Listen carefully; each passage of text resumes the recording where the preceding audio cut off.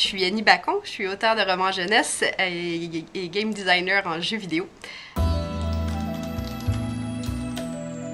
Quoi écrire? Je dirais que, à la base, ce que je voulais faire surtout, c'est raconter des histoires. C'est comme ça que je me suis retrouvée en jeu vidéo où on raconte des histoires mais sur un autre médium. Et le transfert au livre, c'est fait pour le plaisir de le faire au complet par moi-même, sans contrainte extérieure. Pour le livre, c'est une question de temps. C'est aussi simple que ça. Je me suis retrouvée en congé de maternité avec 1 an devant moi et une grande crainte de m'ennuyer. Et c'est mon amoureux qui m'a dit ça. Il m'a dit « Pourquoi t'écris pas un livre? » J'avais déjà une idée toute prête, des personnages tout prêts. Alors je me suis lancée pendant les siestes. Ça a toujours été présent, mais des fois, on s'en rend compte juste une fois qu'on a pris la décision de le faire. Quand j'étais plus jeune, moi j'ai suivi beaucoup les sciences. J'ai commencé l'université en biologie, j'ai fait mes sciences pures au cégep, etc. Et c'est quand j'ai décidé d'aller plutôt vers les communications puis vers l'écriture que j'ai réalisé que dans mon passé, il y avait plein d'indices qui m'indiquaient que c'est là qu'il fallait que j'aille. Un peu, j'écris presque toujours dans la salle à manger. On a un bureau, mais parce que j'ai pris l'habitude d'écrire alors que j'avais des enfants en bas âge, c'était plus facile dans la salle à manger. C'est une place centrale, il y avait de la place pour leurs jouets. Alors encore aujourd'hui, j'écris là sur une chaise de cuisine. Mon premier livre, c'est Les Naufragés de Chélon. En fait, c'était à la base d'une série d'animation que j'ai voulu proposer pour être transformée en cartoon. J'avais monté la Bible, j'avais écrit un pilote et tout. Et ça dormait dans un tiroir parce que ça n'avait pas abouti à rien. Alors quand j'ai eu envie d'écrire un livre, j'ai pris ça qui était déjà tout fait et je me suis plongée dans l'écriture du premier tome.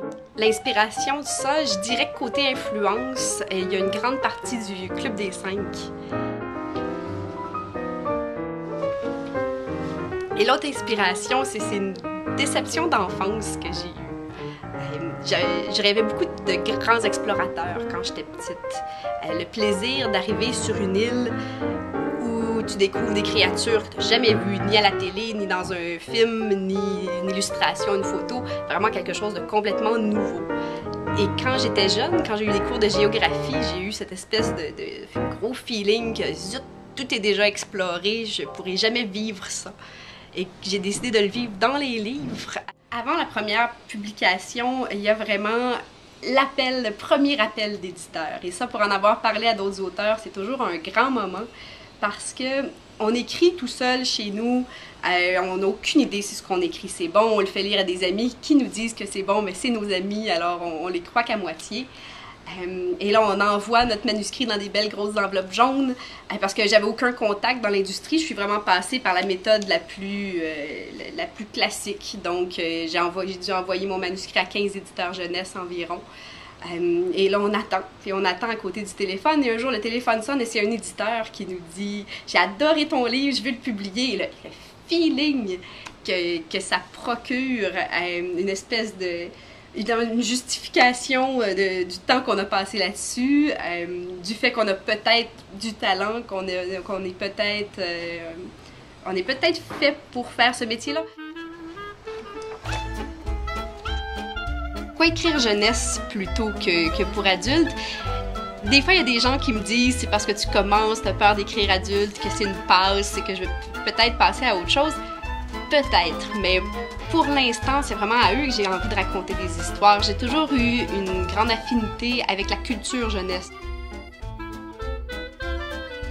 J'ai toujours un peu ri de ça, les auteurs qui disent « j'ai besoin d'écrire pour vivre ». J'ai jamais cru à ça, jusqu'à ce que j'écrive moi-même et que je réalise que si tout d'un coup mon horaire m'empêche d'écrire pendant plusieurs semaines, je deviens de plus mauvaise humeur. Il y a vraiment une satisfaction dans l'écriture, une détente, un échappatoire qui fait que une fois qu'on a écrit, on se sent mieux. Ah, comme tout le monde, la vaisselle à faire, les enfants à aller chercher. Mais j'ai pas trop, par contre, ce complexe de la page blanche. je crois pas qu'une presse. Il faut dire, je suis pas encore ni connue, ni eu de grandes critiques qui encensaient mon roman ou quoi que ce soit. Alors, j'ai en ce moment tout à gagner et très peu à perdre.